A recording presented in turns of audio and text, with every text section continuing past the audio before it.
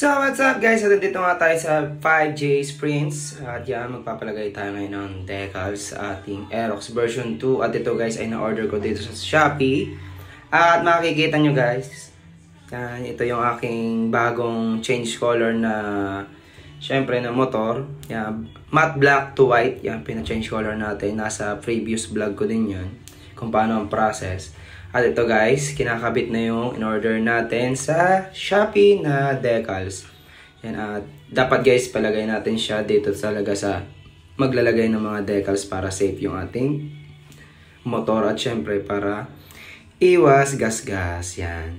At ito guys, pagkatapos nilang ikapit ay syempre i-hit gun nila para mas lalong kumapit yung ating mga decals. Yan ang sekreto guys, para hindi kumawang.